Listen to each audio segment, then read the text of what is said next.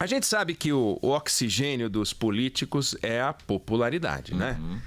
De forma que se a sociedade não fica em cima, sempre tem o risco, quase certo, de o político só fazer o que dá voto, deixando de lado, preterindo aquilo que tem que ser feito. Não tem jeito, quer dizer, não é por outro motivo que não... breaking news, breaking news. Que aconteceu? O piso da Carla Bigato apareceu. Não, cortaram. Quem cortou? Volta o piso da Carla Bigato. É sensacional, tô falando, gente. Ela fez. Agora vamos lá, vamos ver. Então, assim que aparecer de novo o piso da Carla Bigato, tem que ter um delay, né? Na rede social. Eu tava falando e de repente apareceu o piso da Carla Bigato. É verdade. E a gente vai poder votar. É subir o piso da Carla Bigato, deixar o piso da Carla Bigato ali no ar, enquanto no 999-592-100, prefixo 011, as pessoas votam. É ou não o piso mais esquisito do Brasil? Mais feio? Olha lá, voltou. Aqui, hein? Por isso eu que vejo não tô aqui. ouvindo. Vocês estão falando comigo, eu não tô ouvindo. Não, mas olha...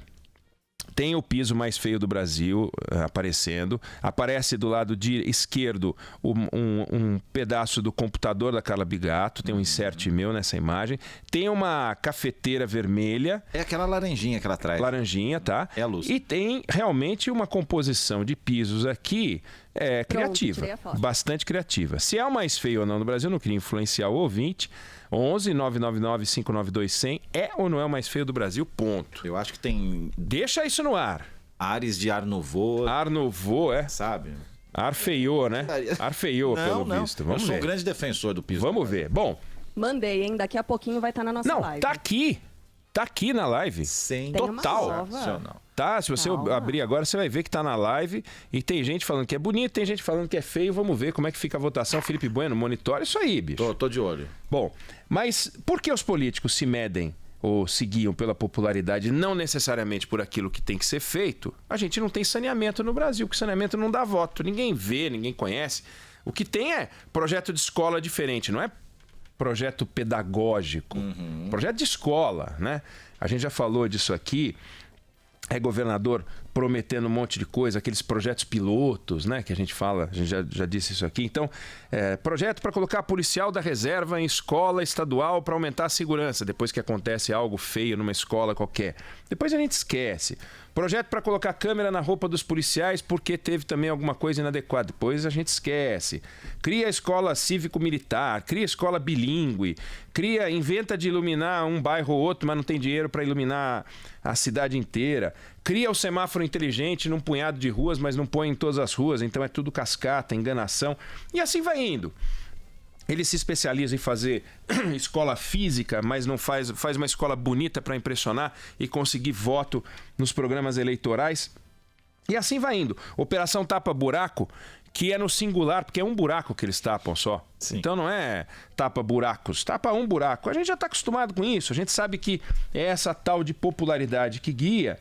E o desejo de se perpetuar no cargo, de disputar uma reeleição, ou de se eleger pela primeira vez, ou colocar um apaniguado. Então eles vão criando esses programas, criam com nome bonito, que é pensado para algum marqueteiro bacana, para reverberar na rede social. E essa palhaçada toda é parte da rotina deles e parte da nossa rotina como sociedade.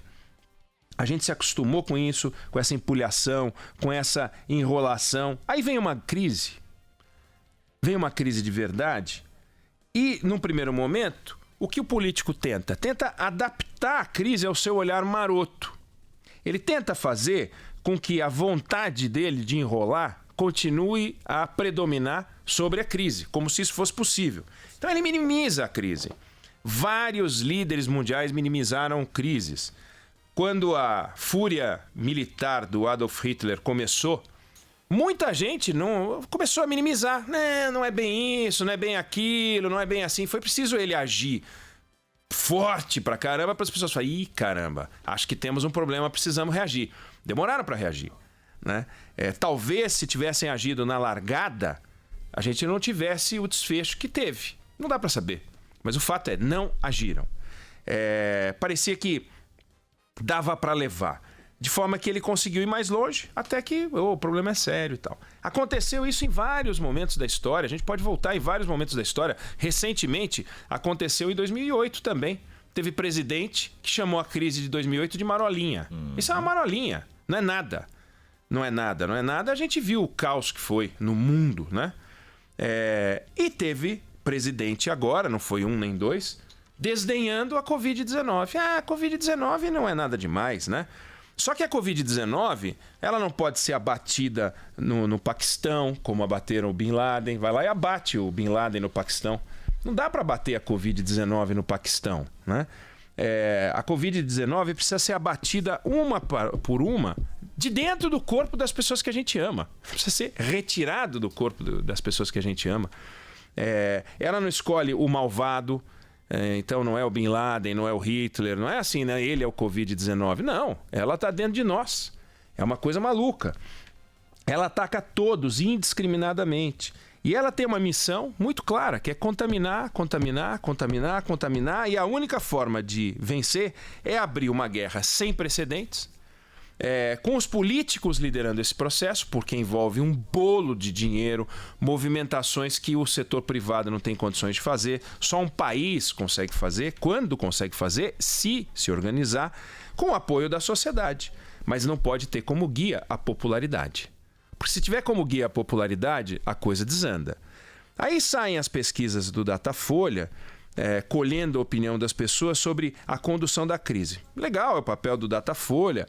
Do mesmo jeito que a padaria faz pão, o açougue vende carne, o Instituto de Pesquisa faz levantamento sobre o que as pessoas pensam disso ou daquilo. Mas é justamente por se preocupar com o que as pessoas pensam que os políticos, na maior parte das vezes, cometem o erro de deixar de fazer o que deve ser feito para fazer o que as pessoas gostariam que ele fizesse.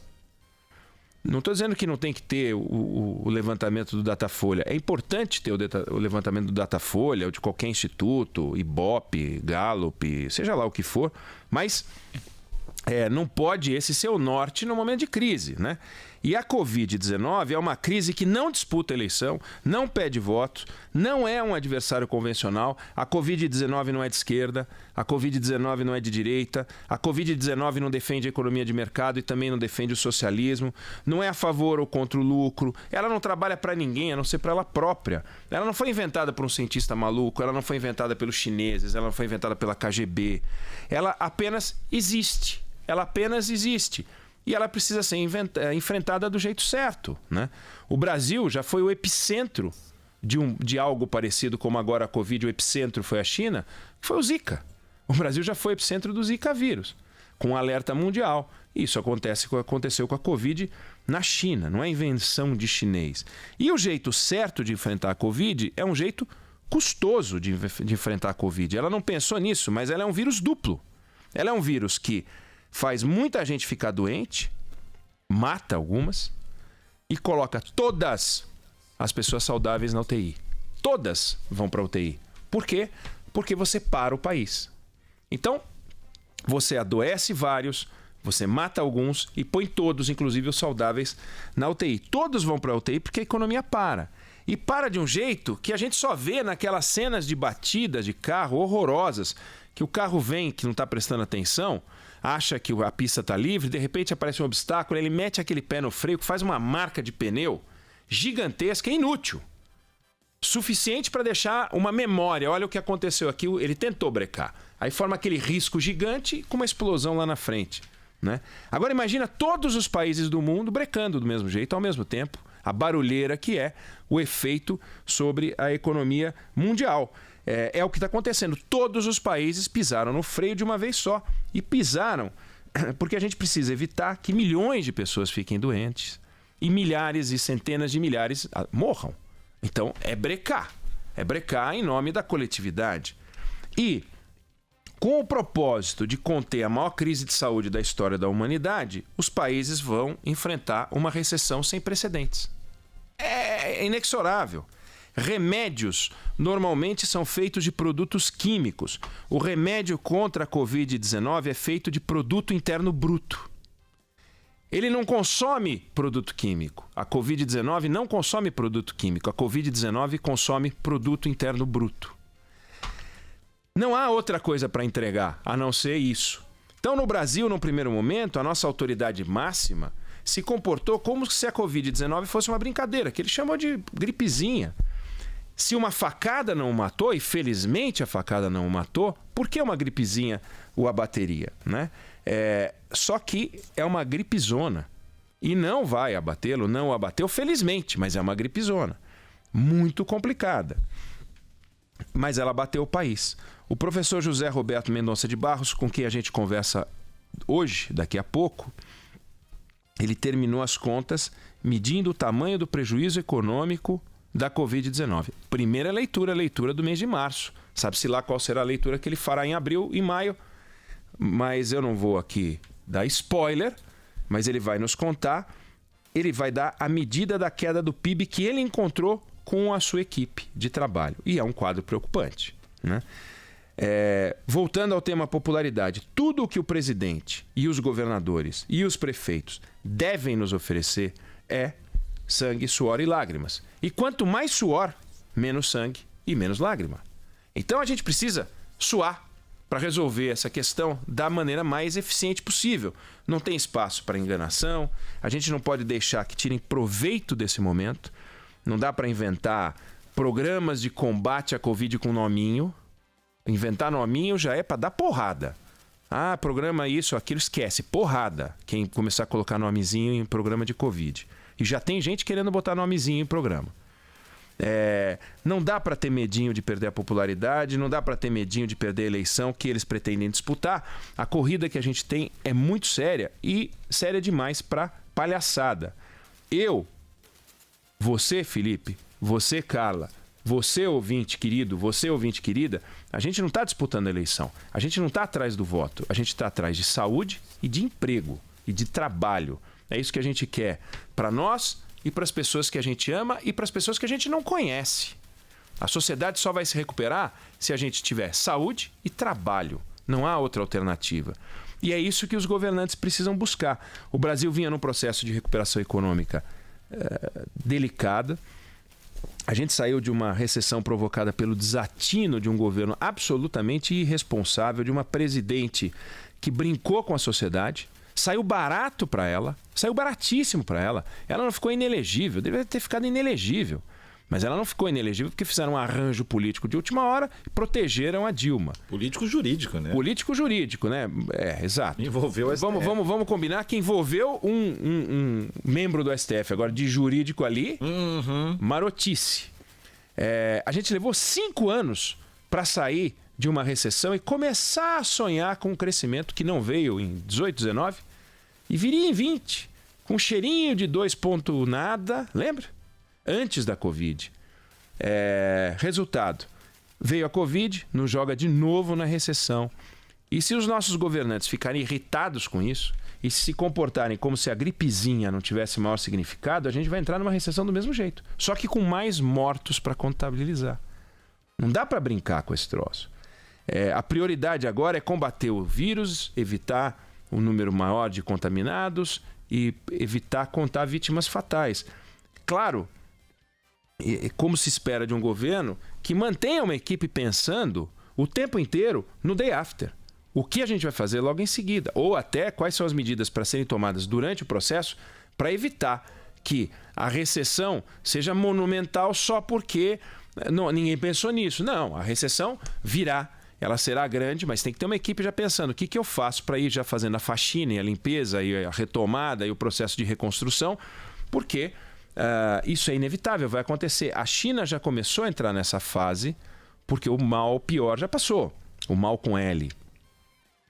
E os outros países estão numa fase diferente. Tem país que daqui 2, 3 semanas está saindo dessa etapa. A gente não. A gente está começando a entrar na etapa pior. A gente não entrou ainda na etapa pior. Basta ver que a gente tem menos de 2.000 casos e os Estados Unidos têm mais de 40. A Itália, com uma população que é muito menor do que a nossa, tem 53 mil. 40 que eu digo, 40 mil nos Estados Unidos. Tudo bem, os Estados Unidos são maiores do que a gente. Nós somos 3 vezes a Itália. Os Estados Unidos tem 50% a mais da nossa população e tem 20 vezes mais casos do que o Brasil. Então, a gente vai ter mais casos e muito mais casos. Nós somos referência em produção de genérico, a gente é referência em combate à AIDS. De repente, a gente descobre que o Brasil pode ser diferente do curso da Itália, desses mais dramáticos. Espanha. De repente a gente tem um destino melhor do que os outros, né? Não destino. De repente a gente construiu um destino melhor do que os outros. O fato é, a gente tem que criar uma ação importante. Não pode surgir um dilema, como já apareceu gente aí discutindo, saúde versus economia. Eu vou privilegiar a saúde. Eu vou privilegiar a economia. Não existe essa discussão. Nós temos que fazer o mais intenso combate à doença e o mais intenso combate à recessão. Não pode deixar que as coisas entrem em choque. Não pode ter o defensor da economia versus o defensor da saúde, que é uma bizarrice. E já tem gente falando isso, gente famosa, que é uma coisa ridícula, né? Então, a gente precisa cobrar dos governantes que atuem com base em estatística, com base na ciência, não no que a bruxaria ou a crença deles sugira. Nada disso. A gente vai sair dessa crise. A história vai dizer que tamanho essa crise tem comparada a outras crises que a gente enfrentou, mas ela tem tudo para ser a mais surpreendente crise da nossa história, pela forma como ela surgiu, pelo agente perturbador, causador dessa crise e pelos efeitos sobre a economia. Os políticos que souberem lidar com ela com maturidade vão merecer o nosso reconhecimento. E aí, em todos os sentidos, merecerão o nosso reconhecimento. Os que se apequenarem ou que se mostrarem irresponsáveis vão ficar pelo caminho. Podem saber que vão ficar pelo caminho. É hora dos grandes homens, das grandes mulheres, mostrarem músculo e inteligência, né?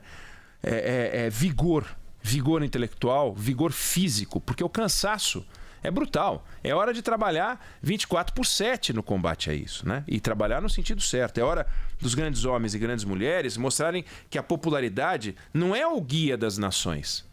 É o que se faz de certo. Tem hora para tudo. O momento exige buscar o certo, ficar de olho na eliminação desses dois inimigos, a Covid-19 e a recessão. O voto vai vir para aqueles que trabalharem com juízo. Os demais merecerão a latrina da história.